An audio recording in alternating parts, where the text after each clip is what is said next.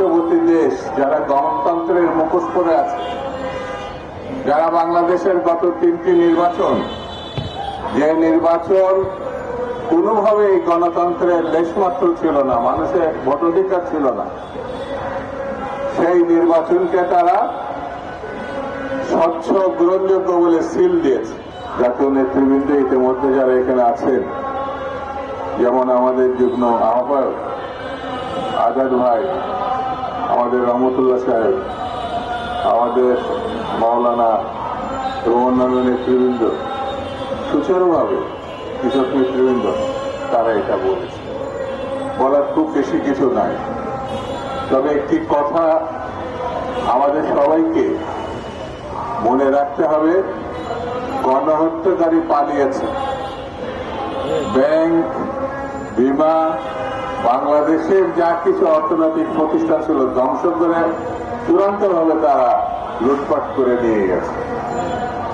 তার মানে তারা আমাদেরকে পঙ্গু করার চেষ্টা করেছে, বাংলাদেশকে ধ্বংস করার চেষ্টা করেছে। তারা একেবারে চলে গেছে, এটা যদি আমরা বিশ্বাসে নিই তাহলে কিন্তু ভুল হয়ে যাবে। তারা ওই পার্শ্ববর্তী দেশ যারা গণতন্ত্রের মুখোশ পরে আছে, যারা বাংলাদেশের গত 3টি নির্বাচন, যে নির্বাচন কোনোভাবেই গণতন্ত্রের লেশমাত্র ছিল না, মানুষের ভোটাধিকার ছিল না, সেই নির্বাচনকে তারা স্বচ্ছ গ্রহণযোগ্য বলে সিল দিয়েছে, অনুমোদন করে। এর থেকে ট্র্যাজেডি আর দক্ষিণ পূর্ব এশিয়াতে দ্বিতীয়টা আছে, এটা আমার কাছে মনে হয়।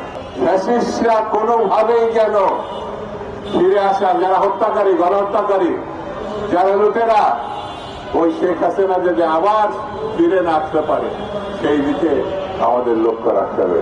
এছাড়া কোনো বাঁচার কোনো পথ আছে এটা আমি মনে করি না।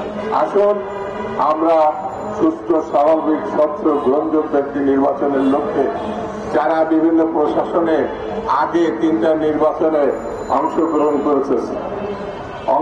করেছে বললে হবে, লুটপাট করেছে, দিনের ভোট রাত্রি করেছে, এই সব লোক যাতে প্রশাসনে না থাকতে পারে। যদিও সরকার বলেছে যে আগামী দিনে অতীতে যারা 3টা নির্বাচন করছে তারা থাকবে না, আলহামদুলিল্লাহ, কিন্তু কথা রাখতে হবে।